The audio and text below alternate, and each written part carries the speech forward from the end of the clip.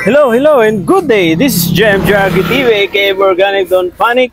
It's Organic. Pasantos, yung kapasahan, it's Kiamin dito sa Pangasinan. Mga kasaksid, magandang umaga sa ating lahat. At syempre, pupuntahan natin, bakit tayo nandito sa Santa Barbara, sa may Barangay Sungkil. Pupuntahan po natin ang mga variety na sumali po dito sa tinatawag natin na Farmers o Harvest Day. At nakalimutan ko na kung anong tawag dito. Field day pala, field day. Okay, dito tayo sa may field day. Ngayon, yung mga kasama dito, mga kasaksid na variety dito sa field day, makikita natin kung sino yung pinakamatatas umani. At makakapili kayo, mga kasaksid, kung ano yung gusto ninyo at kung ano yung bagay na pwede nyong itanim or ilagay sa inyong mga pananim, mga kasaksid. Bago po muna, please like, comment, and subscribe sa ating YouTube channel and please click the notification bell para lagi updated sa lahat ng videos po natin. Let's go! Ito, 1,800 plus yung ano nito, yung area niya. 1,800? Ang expect namin na ano nito, nasa 30 pataas. 1,830 pataas yung aanihin. Oo, kasi nung last time na ngayon ko lang talaga rin, wala nung naitanim. Ngayon ko lang siya nakita. Ito sir, tignan niyo yung ano. Ito yung ano niya. Iba na po yung pangalan ng company. Ibang company na po siya. Hindi na. Pro Agri-Seed Corp na po. Ano ba dati, sir? Longping. Ayaw pala, Longping po, transfer na niya yung ano niya. Yung pangalan ng variety na lang, LP, ganyan. Pangalan na lang po ng variety. Kasi si Longping, supplier breeder po talaga siya. Supplier breeder. Kaya ngayon, yung business niya dito na magbenta, ito ibinigay sa Pro Agri-Seed Corporation. Sa Pro Agri-Seed. Business partner na niyan. Ibig sabihin, sir, sa yan sir, maano natin, sir, para marinig nila, sir. Kasi kung sakali magtanong sila. Ibig sabihin, sir, pag magbibili pala sila ng Longping, dito na po sa may Pro Agri-Seed Corp na. Agri-Seed Corporation na. Opo. I see. Kung sir, pwede mo siyang i-close up yung nandoon. Ito. Packaging. Yun na po yung packaging niya. Okay. Ayan, mga kasaksid, kung tamang-tama sa darating na cropping. Opo. Ayan, pag bibili kayo, hindi na siya Longping. Ang na ng pangalan ng company na is Agro. Ayan, Pro Agro Corporation. Ayan, Pro Agri-Seed Corporation. Ayan, mga kasaksid. Pero yung variety, same pa rin. Same pa rin, yun pa rin yung So ito yung niya, sir, yung maturity date niya. Tapos average yield 180 to 220. Opo. 9 to 11, 280 kabans and above. Ang potential yield niya. Potential yield niya. Actually po, nandito po yung dalawang magkapatid na top fielder po natin dito sa Pangasinan. Meron ba dito, sir? Meron po, magkapatid sila, taga Talibao. Talibao. Ibig sabihin, ilan yung nakaani nila, sir, sa isang hektare, sir? Kung sila si Sir Armando Untalan, nakaani po siya ng 11.8 metric tons per hectare. Si Sir Nestor Ontalan naman, 12.87 metric tons. 12.87? Opo, LP534 po yung ginamit nila. Noong nakarang dry season po yun. Meron din pala dito sa Talibao, sir? Meron po. Nagtatago lang yung mga... Nagtatago lang kailangan nating makausap yung mga yan. Opo. By next week, bibisitahin ko po yung kanilang palayan para makita din. 937 tsaka 534 naman yung tinanim nila. Sa 29 yun, sir? Iba po yun. Sa 29 yun na yung harvest nito, sir, di ba? Opo, 29. 29. Harvesting na nito. Ayan, mga kasaksid. Kung naalala nyo yung natin, yung naging vlog natin nung tinatanim pa lang, ito yun, yung 534. Ayan yun yung kalalabasan niya. Pero mababa. tingnan nyo yung uhay. Ang daming sir, no? Wala yan sa haba ng uhay. Wala sa haba ng... pagkakadikit-dikit ng pala. Yung sa pagkakadikit-dikit ng butil. Baka Ayun. mas mahaba pa yung mga butil niya doon sa gitna. So ito yung sir, ilang beses ito naabonohan, sir? Bali, 4 na beses magkasali na yung basal niya. Ay, kasama na yung basal. 4 na beses lang. Anong bag yun, sir? Ilang bag? Bali, lahat-lahat per hectare yung computation niya, bali 10 bags. 10 bags na per hectare. Per hectare. Tapos anong mga bags ng yun, sir? Yung basal namin, naglagay po kami ng 3 bag na triple 14, Ah, 2 bag na 1620. 1620. Para doon sa basal application niya. Per hectare po yun. Ah, okay. Per hectare Then, siya. after 10 days po magmula nung basal niya, maglalagay ulit po kami ng urea. Urea. Opo. Okay. Bali, ang nilagay po namin, 1.5 Sa para kalahating doon sa urea. 10 dot. 10 dot. Opo, 10 dot. Parang ano po yun, parang 30 dots na po yun. 30 dots. Ibig sabihin sir, nung nag-ano kayo, nung, di ba nung naitanim natin to, ano yung mga timing sir ng pag-aabono nyo? Ano yung unang timing? Unang timing po Oo, yung pag-aabono nyo. dito po sa mismo. Dito sa. Ito po yung unang timing po niya, yung basal po siya. Upon last leveling ng lupa. Mga So, okay. naglagay na po kami doon ng basal bago nila inayos o pinatad yung last na kuliglig po niya. Ay, last na kuliglig niya. Opo. Ibig sabihin, hindi nyo pa nailalagay yung punla, yung palay. Hindi pa natatanim na. Di ba Meron na yung nilagay nyo na. Ilan days yun sir, before nung nailagay nyo? Yung punla. Before magtanim po. 1 day or 2 1 days? day lang Yun po. na. 1 day. Okay. Tapos, after na nun sir? After po noon, 10 dot na po siya o 10 dot na po siya. Yun na yung paglalagay namin ng urea. Urea, yun yung parang pinakabasal niya. Pangalawang application na. Ay, oo. Yun yung itong ginagamit po namin dito, fertilizer recommendation po ng DA. region. Okay. Yun yung sinabi nila na dapat ito yung qualification na gagawin ninyo. Opo, dito sa may okay. hybrid rice. Sa hybrid rice. Tapos yung pangatlo sir? Yung pangatlo, after 10 days ulit, 10 days. 21 to 25 dot po siya, naglagay ulit po kami ng urea ulit, 1.5. Urea ulit. So yun yung pangatlong application niya. Then yung pang-apat na application naman niya, yung last application na, nung ano po siya, 30 dot. 30 dot na. Opo. Parang pang-apat na yun sir? Pang-apat na po. Yun na yung parang pinaka-top dress niya. Opo. 31 to 35 dot. 31 to 35 dot, yun yung top dress niya. Tapos di nyo na pinasundan ng sir? Hindi na po. Okay. Isang bag na urea, tsaka isang bag na potash. Potash, yun yung last, yung 30 to 35. Okay. Yung sir? Yun yung fertilizer recommendation ng recommendation region. Ng region. Dito sa hybrid rice derby po. Parang parang method na ginawa nila, pinatesting nila. Para pare-pareho po kami ng fertilizer rate. Para pare-parehas ng fertilizer rate. May recommendation ba sila sir na foliar, ganyan? O fertilizer na foliar, na liquid? Ayaw po nila eh. Ay, ng spray, hindi nila pinay-sprayan. Hindi pa nila pinay-spray. Parang talaga puro abono. Yung iba din, naglalagay pa rin po. Ay, iba. Naglagay pa rin sila.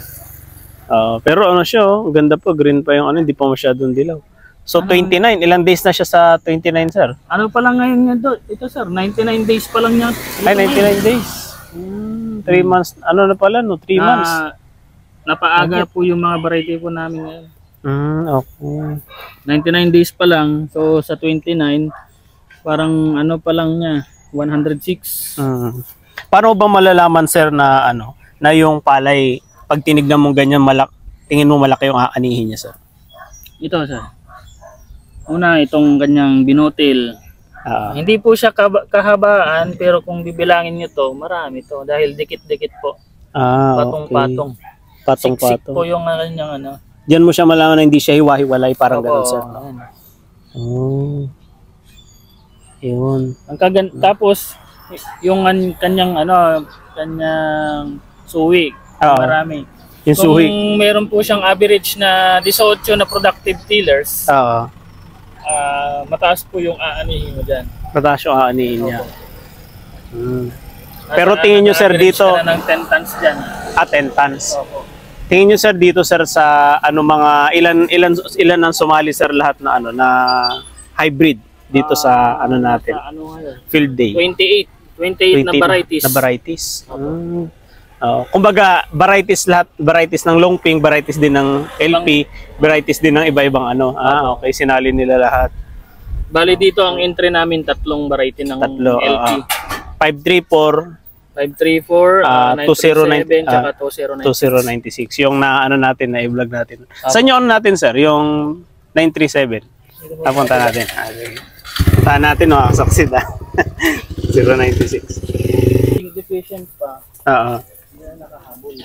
Ito, Longping 937. Yan, LP 937 to naman mga kasaksid. Kaya maliit po yan. Late po na itanim. Pangalawang entry nila, sir. So 2096 ito sa kabila. Ito, 2096. Ito pala, 2096. Ito, sa kabila naman, 937. Okay. Maliliit po siya, pero tignan mo yung mga kanyang, ayan, siksik po yung kanyang binutil. Ayan. Siksik yung kanyang butil. Marami po. Tsaka talagang mabigat, mapapansin mo, mabigat talaga yung ano niya kasi Nakayuko. nakayuko talaga. Ito 937 naman, sir, no? Ayan, kaya hindi po namin pinakita yung harapan dahil yun nga, Medyo mababa nga. pinabunot po namin yun. Pinabunot po. Iba nung caretaker.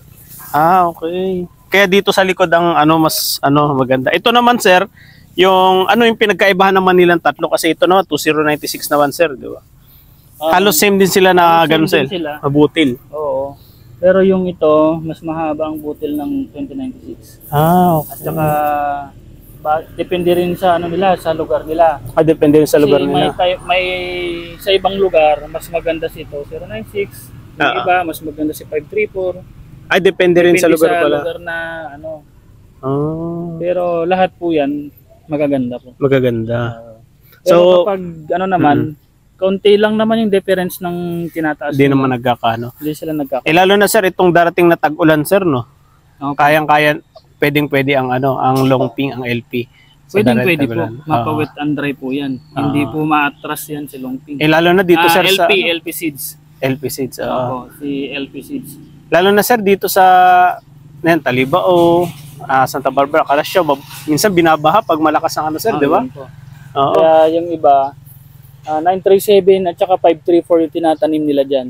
Kahit medyo mataas yung tubig, kaya-kaya niya pa mabuhay. Kaya pa rin po niya. Basta wag lang po yung steady na babad sa tubig. Babad. Yung lunod na. Opo, yung lunod na. Talagang kawawa talaga ang palay pag no? Kaya ito po yung bali itong 2096 natin. Top 2 siya nung wheat season. Top 2. Ano yung top 1 naman, sir? Yung LP534 po natin. Okay. Sa yun, sir? Sa ganitong din? Ganitong, ito yung wheat season, ganito rin po yung setup. 28 varieties din. 28 varieties top din. Top 3 natin si 937. Tas ang top 2 itong 2096. 2096. Maraming dati hindi nila pinapansin nung itong variety natin, itong LP varieties natin nung nakaraan. Pero nung wheat season, nakitang-kita nila, ang daming pumupuntang farmer dito. Wala namang event pero talagang sinasadya lang tinitignan yung LP varieties talaga natin. nila. Yun yung tinitingnan nila. Lalo na tong LP937 natin, talagang sikat sa mga farmer, ang daming bumibisita dito. Yan nga Pag taga-sungkil kayo mga kasaksid, kasi meron tayong mga subscribers din, sir, na taga Santa Barbara din pala. Nung nakita nila, ay bumisita rin pala kayo dyan. Iba tinatanong nila, sino yung may-ari? Sino pala may-ari? Ayun, para sa mga taga Santa Barbara, ang may-ari po, si Madam Esmeralda Daroya. Esmeralda Daroya. Yung mayroon po siyang meat shop doon sa bayan. Yan po. So, kilala rin naman sila. Kilala po pag siya. Pag nagtanong sila dito, di ba, sir? Kilala naman. Basta si Madam Esme, kanyo naman. Yung farm niya, ito, along the highway. Opo. Ayan, makikita. Ayun, ito pala yung Pag nating operator yun. Oo. Mabait pa. Soon, baka usap na natin yan si Mama, Andyan po, nagluluto po sila. Oo nga, sir, mababa nga siya kasi parang tinaniman, nahuli. No. Steady. Kitang-kita mo. Ito pala yung siya. Kapuluan natin. Okay pa rin. Oo. Yan. Ito, ipakita ko lang tong niya, maturity date naman niya. Ayan. Ito naman yung sa 937 naman kasaksid. Yan. 937 ng Pro Agri-Seed. Ayan, Pro Agri-Seed. Ayan. Basta yun yung tandaan nyo, yung Pro Agri-Seed. Ayan, ito. Ayan. Pag bibili kayo, ganyan yung tatak. Tsaka ito na yung packaging niya, sir, diba? Yes po. Para... Tsaka syempre alam nyo na yan, kontakin nyo na lang si sir. Nagtatanong kayo, yung number niya nasa description natin, no, kasaksid. Sige, ito naman tingnan natin, sir, yung sa kabila.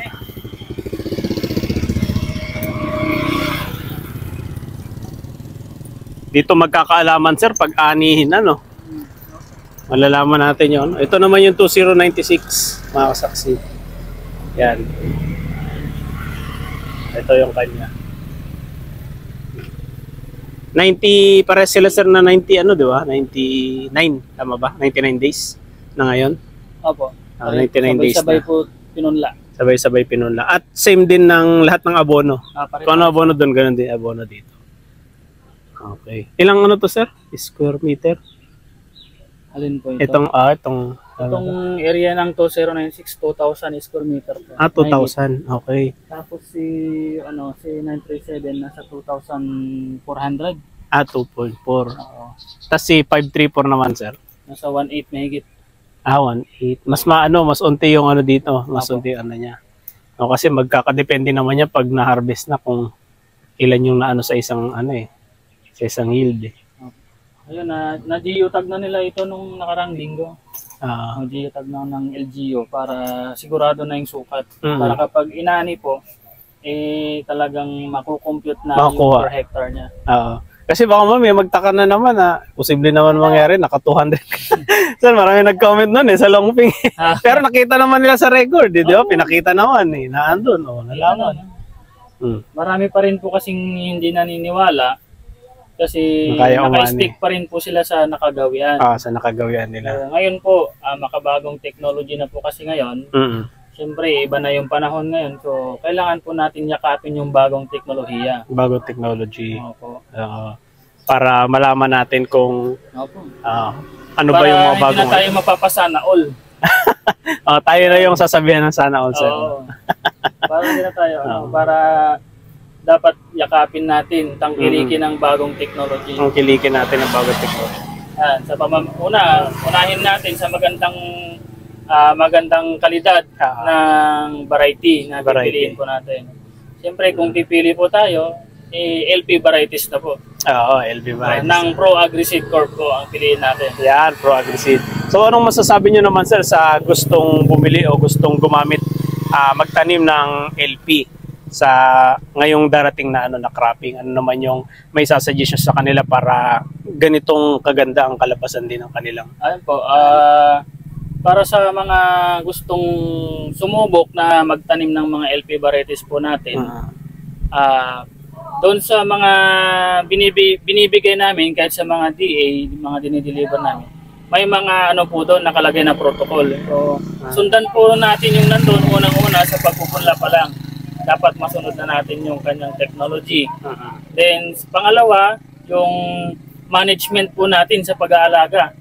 Magmula po pagkatanim, dapat po nasusunod po natin lahat ng kanyang management, lalong-lalo na sa nutrient management niya. Nutrient management. So, dapat hindi po nagkakasakit, dapat malinis po yung ating taniman, yung mismong pilapil. Baka naman po yung iba, tsaka lang po papatayin yung damo kapag mas mataas na yung damo. So, dapat po maaga pa lang na nilinis na po natin. May recommendation ba kayo sir na na pangdamo na pwede nilang gamitin? Sa totoo lang po sir, hindi po kami nagre-recommenda. Pero ang sinasabi po namin dapat labeled po yung lupa. Labeled yung lupa. Labeled po yung lupa, on-off ang tubig para hindi po tumubo yung damo. Kontrolado dapat nila yung level ng tubig. Sa mga rainfed naman, pwede naman po siyang kunwari, wala pang ulan. Medyo natuyuan na po. Gustong-gusto naman po yun ng LP varieties po natin. Mas magaling sumuwi lalo kapag tillering stage pa siya. Kahit asa sa ulan lang yung nila sir? Opo. Ngayon, kapag alam nyong umulan, saruduhan nyo yung mga pilapil. Para pag nababad yung damo, mamamatay pa rin sila. Para hindi po tayo magastusan sa herbisidyo. Ibig sabihin sir, kaya rin nilang umani ng mataas kahit rainfed lang sana. Kasi ang problema ng mga farmers, di ba, yung kulang sila sa tubig dahil pumaasa lang sa ulan. Kayang-kaya sir? Kayang-kaya po. Sa totoo lang po, meron din pa akong taniman. Rain-fed din po siya. Upland. Upland siya. Po yung tinaniman namin.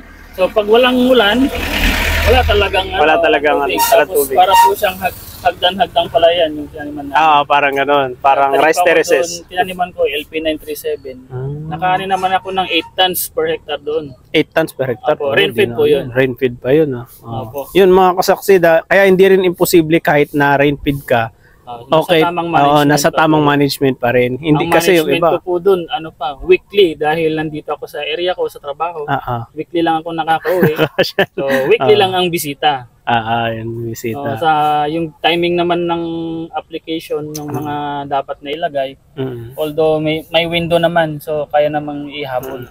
Paano naman sir pag gusto nila na maghingi sa inyo ng idea, pwede ba kayo nilang i-chat sa Facebook page o kaya tawagan sa ano? Pwede po, pwede niyo po akong i-chat sa Facebook page ni si Sir JMG na lang po. Pwede niyo po akong i-mention doon. Para magno-notify sa aking Facebook page. Para sa ganun ay makapag-reply din ako. Kaya i-direct niyo naman po akong i-message lang sa Messenger ko. Sa Messenger. Para kung gusto nilang humingi ng tulong dahil sa tinanim nila na ano, para gumanda yung ano nila sir, no? At saka doon sa Facebook page din po ng Pro Agri-Seed Corporation yun, po, pwede po nilang bisitahin yon. At meron din po yung group ng mga farmers, si Magsasakang Magaling. Yun na po yung dating Longping. Magsasakang magaling na ngayon sir. Magsasakang magaling na po yun ngayon. So pwede rin po kayo doon na magsabi ng inyong karanasan. Kapag may katanungan kayo sa inyong lugar o lalo na sa tanim ninyo, pwede po kayong mag-post doon. Maraming pong sasagot, lalo na maraming mga mga magagaling ng magsaka ng LP varieties po natin. Pwede po silang sumagot doon. Pwede sila. At marami din kaming mga empleyado ng Pro Agri-Seed na sasagot din po sa mga ganong katanungan sa mga concern. Ayun mga kasaksid, kumpleto. At meron kayong guide para hindi kung may sakit man o kung may napapansin man kayo sa tanim ninyo na LP, agad yan, kumbaga masusolusyonan agad yan, di ba?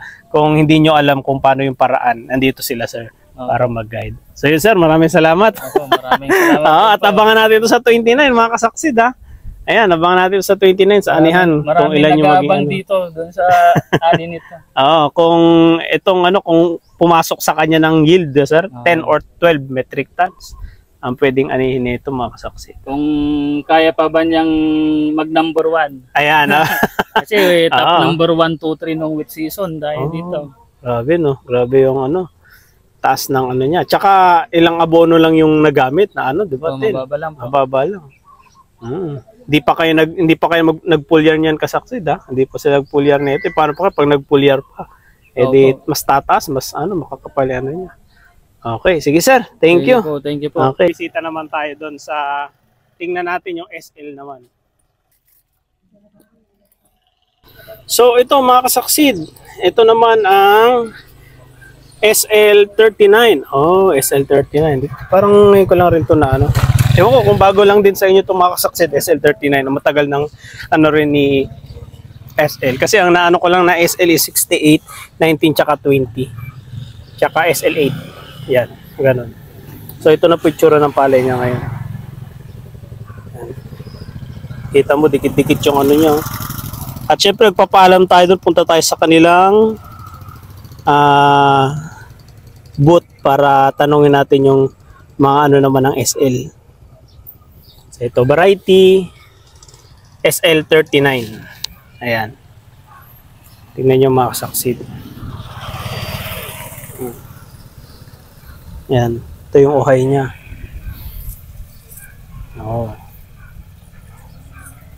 Solid na.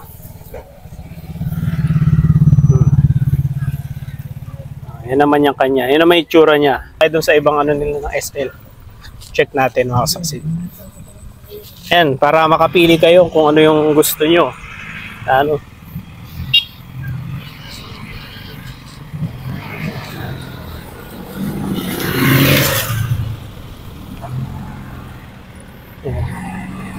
Ito yung mga palay niya. Palay.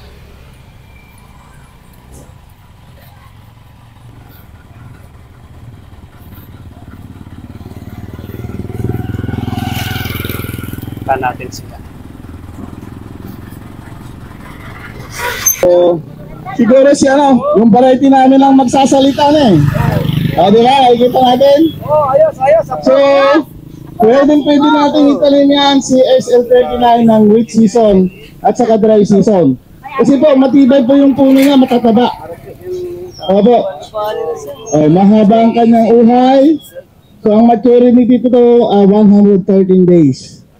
Yan, kayang-kaya umani ng 7 tons hanggang 12 tons per hectare. So, kahit na hindi na ako magsalita, yung variety namin lang nagsasalita, makikita nyo na. Di pa ba? Hayaan nyo po, darating po sa LGU yan. Malapit na. Sana nga. Opo. Ilan yung niya? Yung hanggang ano sir, 12 hanggang 24.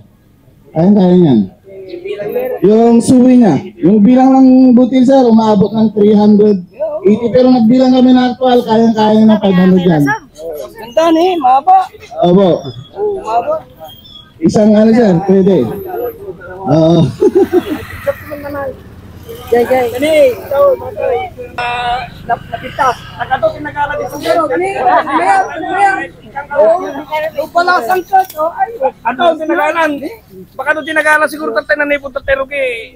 Ato may sakabanin nga naalan. Mabalin, woy, mabalin. Tatagin ka na. Ayaw ko na, dito na ako. Kasi dito, sir. Akin na, dito na lang ako. Dito na lang ako, sir. Ito, hanggang dito sa may, Ito. may laman. Yun. Ayan. Hindi kagaya ng iba. Wala. Oo. Saka, tignan mo to, mahaba yung buhay. Tignan mo. Kaya nga sagad na sagad, oh. Magmula sa buko. Sa puno hanggang sa dulo, talagang quality. Ayos to, ayos. Ito yung gusto ko. Sige, kayo na lang doon. Dito na lang ako. Para makita niyo naman sana yung mga comparison ng variety. Pero sa akin, hindi ko na ipagpapalit to. Kasi Makita mo nakita naman ko yung na eh. standing niya. Tsaka yung tayo, talagang ayos. Malalaki yung puno, matibay. Ito ang Pwedeng ilagay maganda. sa tagpulan at saka Correct. araw. Hindi dapain. Kumbaga, kahit malakas ang hangin, hindi basta-basta na dadapa. So, yun lang. Maganda to. Ayos na kayo. Dito ako.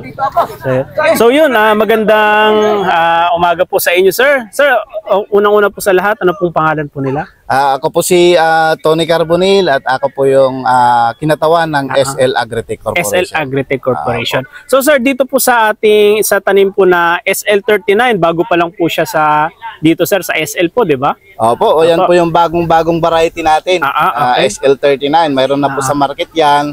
Sa LGU po, coming na po sa LGU yan. Coming na sa LGU. So sa next cropping, itong darating na cropping available na siya. Malamang sir, yan po. Okay, sige. So itong ano natin sir, pwede niyo po sa aming sabihin kung ilan po yung ilang days yung pinakaunang abono po niya mula nung naipunla? Po. Yan po. Sa itong variety po natin, SL39, so ipupuna natin yan ng 18 to 21 days pwede nang ilipat tanim. Okay. So pag naipuna natin yan, after 7 days pwede na tayong mag-abono. So ang kalawang po ng punlaan natin dapat sa hybrid ay po 400 square meter. Ayan, so unang abono po natin yung urea na 10 kilos. Yun po yung first application natin, 7 days.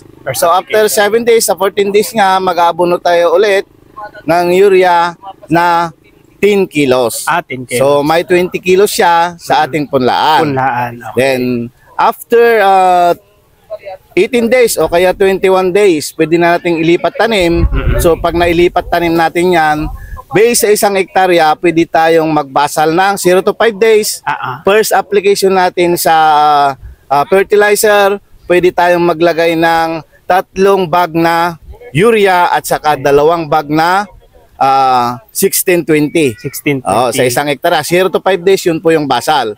So second application natin, yung 10 dot na po yung tanim natin, maglalagay po tayo ng 1.5 bags na urea. Ayan po yung second application. So sa third application po natin, maglalagay tayo ng 1.5 bags na urea ulit doon po sa 25 days niya. 25 days. 25 days niya. Yan po yung third application. Okay. Ayan. So pang-apat na application natin, maglalagay po tayo ng isang bag na 0060 at maglalagay tayo ulit ng isang bag na urea.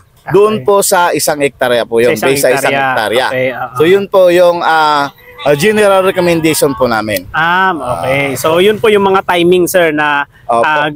na dito sa SL ginagawa, parang ganon. Opo. Okay, So mas maganda po para malaman po natin yung kailangan ng lupa, mas maganda pong soil analysis po natin yung lupa natin para makita po natin kung ano po yung kailangan na abono. Abono Yun po, mas maganda po yun. Yung sa amin, general recommendation lang po yun. General recommendation. Depende po sa ano ng lupa.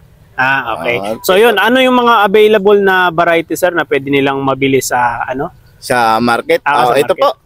Dito po sa SL Agritech Corporation, mayroon po tayong 5 variety. So ang unang-unang variety natin, si SL8, andyan po si SL20H, Okay. SL68H, SL19H, at saka si SL39H. Ito po yung bago na variety natin. Ayan, yung 4 na variety, SL8, SL68, SL20, SL19H, andyan na po sa LGU, pwede po nating makuha na libre yan. Okay, sa bawat municipality sir. Opo, sa bawat municipality, libre po yan na makuha natin. Pero si SL39, nasa market po yan, wala pa po sa LGU. Soon po yan sa LGU. May available na soon sa LGU. Available na soon. So ito sir, pwede mo pasilip sa atin sir, sa ating mga subscribers kung ilan po yung pwedeng anihin nito. Opo, yung doon sa chart po sir, no? Puntahan po natin yung chart. So, sige po. Explain po natin. Ayan, so ito po mga kasaksid yung chart ng SL39. So ayan, pwede sa atin explain ni sir kung ilan yung pwedeng expect na anihin dito sa Ayan, si SL39 po may potential yield na 7 tons hanggang 12 metric tons per hectare. Ibig sabihin po, pagkaban yan, 140 hanggang 240 kabans per hectare. Depende po yan sa ating pag-aalaga at syempre sa panahon natin. Sa panahon natin. Opo, makukuha po natin yan na yield. Okay. Si SL po ba sir, lahat po ba ng variety ay pwede sa tag-ulan o kaya sa sa asa sa ulan, kumbaga sa rain feed lang, pwede rin po ba siya? Opo. Pwede po, lalo na po itong SL39, pwede po sa wet season at saka dry season po itanim. Kasi po, matibay ang kanyang puno, almost matataba ang kanyang puno, yung pong dahilan na pwede nating itanim yan. Kahit medyo malakas ang hangin, hindi basta-basta matutumba si SL39. Ganon din po ang mga ibang variety namin, ganon din po ang kanyang potensyal. Ganon din po ang kanyang potensyal. Okay, sige sir. Kung may mga katanungan sila sir, mag-message lang po sila sa sir, no? Sa SL. Opo. Kung may katanungan po tayo, pwede tayong mag-message sa SL Agritech Corporation. Pwede mo nating makita ang mga number diyan. Pwedeng may number post tayo diyan sa sa ating brochure. Sa brochure. Okay, so yung brochure sir, picturean ko lang sir, tapos ipakita natin sa kanila dito sir, no? Opo, sige po, sige po. Sir. Okay, thank you sir. Maraming salamat po sir at naipasyal niyo kami dito sa inyong tanim na SL sir. Okay, maraming salamat din po at magandang umaga po. Ito mga kasaksid, yung SL20 naman. Okay. Ayan. Ito yung sinali nila sir din sa Ayan, SL20. Ayan. Tapos puntahan, ito yung mga niya, okay, yung makasaksid. Same din sila ng pag-apply sa sinabi ni sir. Tapos, ito naman po SL68 naman nila. Yan. Ito yung itinanim din ni Pastora, SL68. Yan. Yan mga kasaksid. So, ito yung maturity date niya. Okay. SL68. Tapos ito yung palay.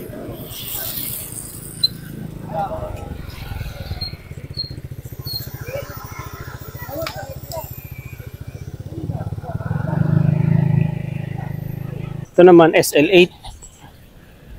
SL8 naman to mga kasaksid. Ang tangkad ng SL8 Ito po yung niya. Maturity date. Yan. Bilang ng butil, yan, paggulang, dami ng suwi, timbang kada 1,000 butil. Ito po. Yan. So ito po siya.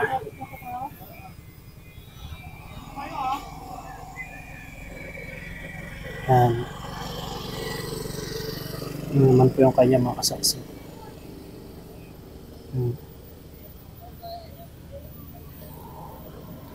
SL8.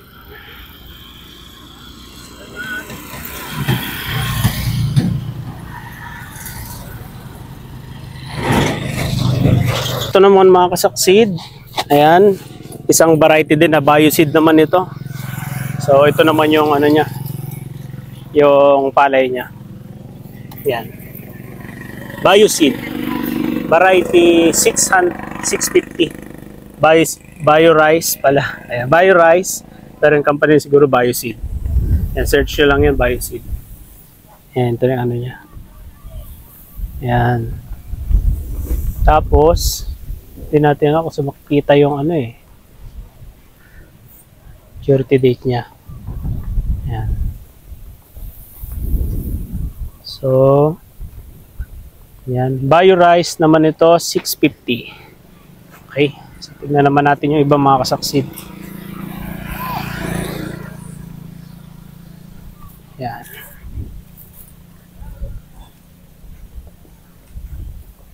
Tingnan natin dito. Zarap. Ito namang isa, Zarap naman pala yung naandun. Check natin. Yan, ito Zarap.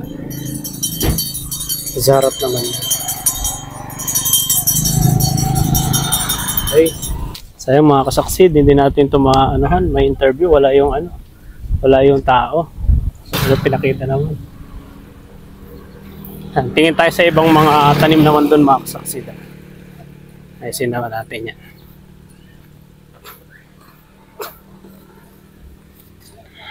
Yan. 650. Yan. Ayan.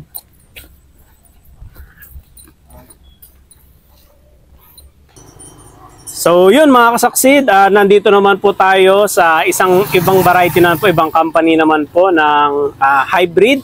At anong company po ito sir? Papakilala po, anong pangalan po ulit nila sir? Ako si Arnel Prias. Si Sir Arnel Prias. Representative ng Leeds Agricultural Products Corporation. Okay, so yun po si Leeds po, ilang variety sir ang hawak niya sir? Meron kaming dalawang variety. Ang variety namin is si Lab 777 and then si Jackpot 102. Jackpot 122.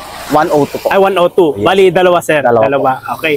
So, dito sir sa ano po ninyo, sa isinali nyo rin po dito sir sa ano, sa Derby. Anong pangalan nito sir? Parang PRTF.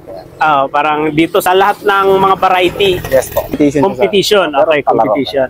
Palaro. So, itong nakatanim kila sir, ang Lab 777 at saka Jackpot 102. Jackpot 102. So, i-explain naman po ni sir kung mula sa simula hanggang sa harvest, kung ano yung timing ng abono, ng pag-abono na ginamit nila. Kasi isa lang naman sir, di ba? Isa lang. Pero banggitin nyo na rin sir kung anong abono yung nilagay din ninyo. Sige. Okay, so dito po sa... Ito po sir, ito po. Ito po. Okay, dito po sa...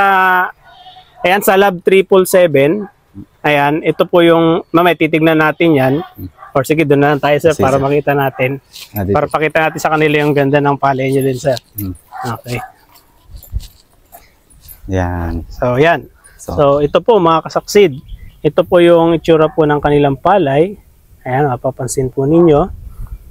Okay. So, dito naman sir, sa inyong, dito sa pinagamitan sir, kailan po kayo unang nag-abono sir? Unang application nito pagkatapos ng transplanting, nasa 7 days. Okay. Pero nung sa punla sir, nag-abono kayo? Sa punla, nag-abono din po kami. Ilan yung nabono niya sir? Ang inabono po namin is nasa 15 kilos yung sulfate po. 15 kilos yung sulfate. Ilang days yung punla niyo nun sir? Nasa 7 days po. 7 days. Okay. Nag-abono na kayo ng sulfate na 15 kilos. Yes po. Okay. After nun sir? After nun, magpapabunod na, minsan na naman, mag-spray na rin po siya ng insecticide kung sakali para po iwas na rin po sa mga insekto tulad nung harabas, ganyan. Harabas. So, pwede na po tayo mag-spray nun. Minimal naman po yun. Kumbaga, yung mga gamot naman po. Para maproteksyonan. Para maproteksyonan. So, nung mula nung punla, di ba, nag-spray po kayo ng 7 days. After po nung lipat tanim, ilang days naman po kayo naglagay ng abono? After i-transplant, mga 5 days, pwede kami mag-apply ng abono na. Okay. Opo. Kasi para may pagkain na kaagad siya. At pagkain. Anong abono naman po yun, sir? Nag-apply kami doon ng urea plus triple 14. Apo, good for 1 hectare po Good yun. for 1 hectare. Ilang kilong urea, sir? Kung 1 hectare pong pagbasihan natin, ang ginamit po namin is 2 urea, 2 urea. tapos 3 triple 14. 3 triple 14. Okay. So yun po yung first application nung nailipatanin. Nung second application, sir? Nung second application na ma'am, nasa edad na po siya na mga 50 days. Mag-apply na po tayo din ng triple urea and then with sulfate na po yun. Urea with sulfate na po siya. Okay. So yun po yung second application. Second top dress po siya. Okay. So nung third application naman, Nung sir? third application naman po, ang in-apply na po natin dito is yung 0060 potash. Potash. Okay. Ilang bag yun, sir? Sa isang hektarya, gumagamit kami ng 5. 5 bag.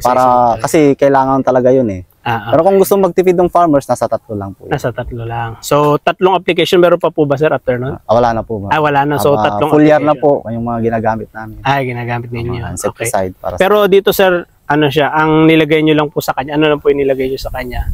Yun lang po yung recommendation. Recommendation Okay po. So ito po mga kasaksid, yun po yung naging timing naman ni sir sa paglalagay po ng abono dito sa Lab 777. Okay. So yan po mga kasaksid. Ayan. Yan sir, may masasabi po kay sir na ano po, suggestion or ano po, idea sa mga gusto naman po bumili po ng o gumamit naman itong variety, sir? So yung Lab 777 natin, isa po siyang pang all season na seeds, binhi. Para kung kailangan natin medyo maulan o medyo maaraw, pwede po siya. Pwede siya sa dry tsaka sa wet season. Pwede po siya. Okay. And then syempre ang maturity naman po nito is nasa 110 days. So maaga po siya. So mula soaking na po yun, sowing, diretso na po 110 days. So maaga po siya. Kaya mas maganda rin po siyang gamitin para hindi po tumbahin. Kunwari medyo marami yung tubig o di kaya medyo mahangin. Maganda po yung Lab 777. Okay. So yung ano nyo po, sir, example, meron silang gusto nilang bumili or gusto nilang gumamit po nito, meron po ba silang pwedeng makontakan, sir, or matawagan? Kung gusto naman po nila subukan, meron po sa available na agricultural supply, and then kung gusto naman po nila, kung wala po silang makita naman po, pwede po silang kumontak sa amin po. Pwede silang. Meron po bang sir, o sa brochure niyo, sir, or sa ano niyo? Nasa brochure naman. Sa brochure. Okay, picturean ko na lang yung brochure para makita po nila. Sige, sir, anong pangalan niya, sir? Arnel Frias. Arnel Frias. Sige, sir. Okay, so Sir Arnel Frias, ayan po, siya po yung nag-aaral nito ng Leeds Agricultural Products. Okay, Leeds Agricultural Product. Ayan, mga kasaksid kung gusto nyo gumamit yung isa naman po, sir, yung jackpot. So, tingnan naman po natin yung jackpot na isang variety po nila.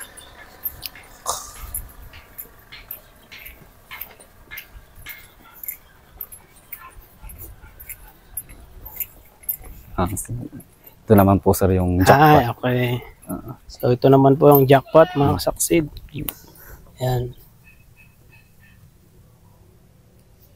Yan.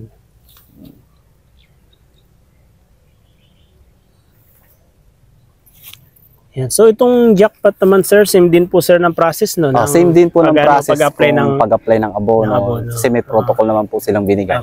So yun po yung sinusundan po natin. May sinusundan. So yun, mga kasaksid, at message na po, 2 variety po ni Leeds, isang jackpot 102 at yung isa na Lab 777. Yan, mga kasaksid. So yun, sir, maraming salamat, sir. Maraming salamat. Opo, and God bless po. Sige. Yan, ito naman, mga kasaksid. NK naman. Yan.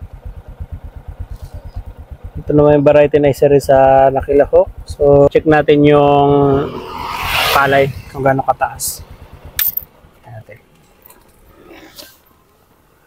At nandito ata sila. So, yun. Yan, sir. Ayan, mga kasaksid. NK. Yan. So, interviewin natin yung din nila. Technician nila. Dito sa NK. 5017. Yan. Yan. Ito po yung sitwasyon ng kanilang palay. Yan. Matangkad din talaga siya, mga kasaksi. NK. Oo. Ang taas niya. Okay mga kasaksid, at dito naman po tayo sa Syngenta naman po. Alala po natin itong Syngenta sa atin ni Sir. Ano pangalan po niya, Sir? So, good morning po sa ating lahat at ating mga tagapanood. So, ako po si Gerald Patani, ang isang full promoter po ni Syngenta. Ako po ang rice stick ng Pangasinan. So, sa Syngenta po, meron po tayong dalawang variety, ang NK5017 at ang S6003. So, sa pag-apply po ng fertilizer, bago tayo maglipat tanim, nagbibigay po tayo ng unang aplikasyon ng fertilizer, tinatawag nating basal fertilization.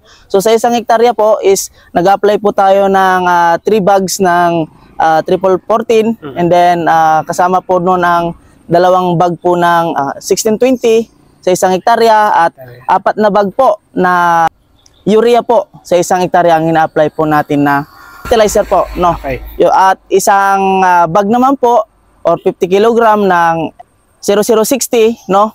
Yun po yung last na fertilizer po natin na ginagamit po natin para dito po sa ating palay na kay Syngenta po. Ito yung po yung protocol ng Provincial Agriculture Office po natin na in-apply po dito sa Provincial Technology at Provincial Rice Technology Forum. Yan po at maraming salamat po. Apo. So yung ano sir, banggitin natin sir yung timing sir ng application. So timing po ng application natin, 1 to 7 days. Yan po yung basal application po natin. Basal, okay. Tapos 31 to 35 days, yan po yung pangalawang application po natin. Ang ina-apply po natin dyan is urea.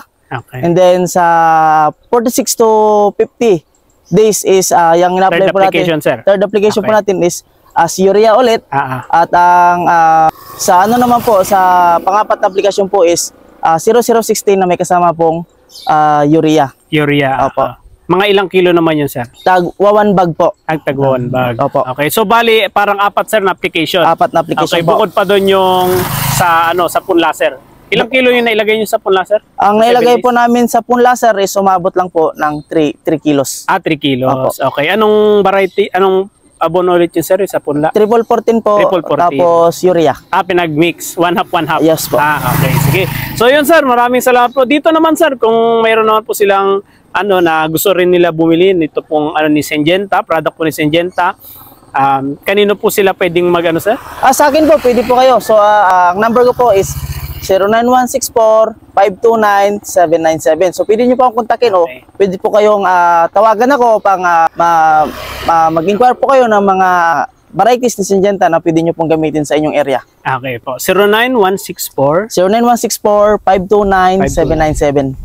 Okay, 77. Sige sir, at ano naman po yung masasabi niyo sir sa ating mga kasaksid naman po sir na gagamit nito sir? At ano para gumanda po yung ano po yung suggestion niyo sa kanila? So, suggestion ko po sa mga farmers natin na hindi pa nakasubok ng hybrid rice. So, mas maganda po na hybrid rice po yung gamitin natin upang sa ganun mapataas po natin yung production natin at ani natin at malaki din po yung kita natin kapag mataas po yung ani natin. So, yun lang po mga ka-farmers, no? Gumamit po tayo ng hybrid rice, lalo na po ang hybrid rice po ng Syngenta. Yun po. Okay, sige sir. Maraming salamat po sir. Maraming salamat po. Okay, thank you po. Yan, so ito naman mga kasaksid lang S6003. Ayan. Ito naman po yung variety niya. So matatangkad din. Ayan, Syngenta po ang may-ari ng company. Ayan. Ayan mga kasaksid. Ayan.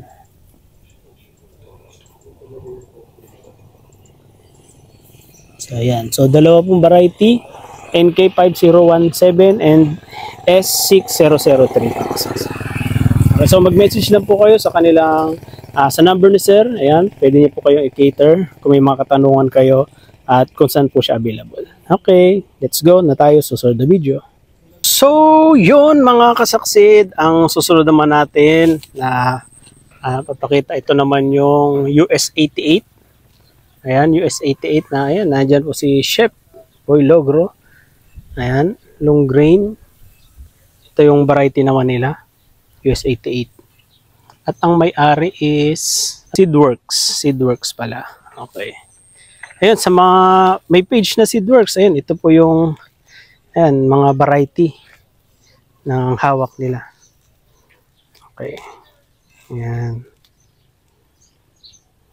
Okay na lang po mga kasaksid ang pipili kung ano nga ba sa inyo ang maganda. Yan.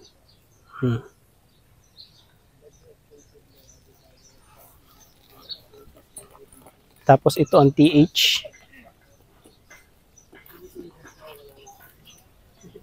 Ito yung TH naman, TH82. Tatag hybrid.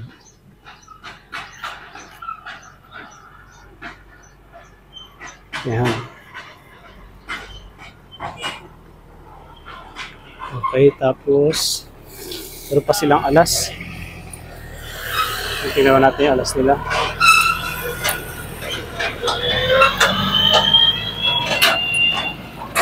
Yan, quadro alas. Una sa ani. Yan, si quadro alas naman. Nagaan na yung... Yan naman nasa kanila makasaksid.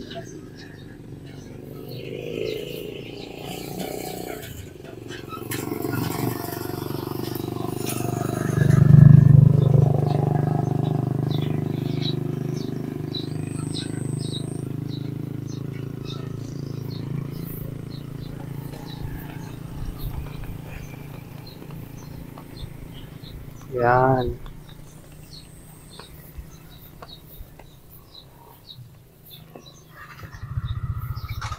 So yun, ito po yung mga variety naman ni Seedworks. Yan. Okay. Yan mga saksid. Same lang din naman ng ano, ng abono, ng timing, siguro araw lang din naman yung pinagkaiba. Pero ito yung mga kinalabasan ng ano nila, ng kanilang mga lalagyan ng abono. Yan. Okay.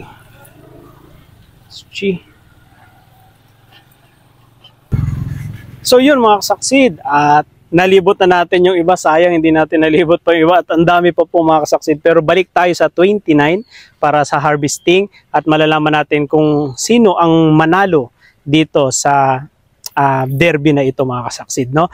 At maraming salamat po sa mga tumapos ng video at kita-kits po tayo sa susunod na content natin at vlog natin. So yun, please like, comment, and subscribe sa ating YouTube channel and please click the notification bell para lagi po kayo updated sa lahat ng videos natin at mapuntahan natin ang mga matitinding mga magsasaka at mga variety na talagang malalakas umani at malaki ang maitutulong nito sa inyo mga kasaksid sa ating mga kamagsasaka. So yun, ingat po kayo palagi and God bless po sa ating lahat.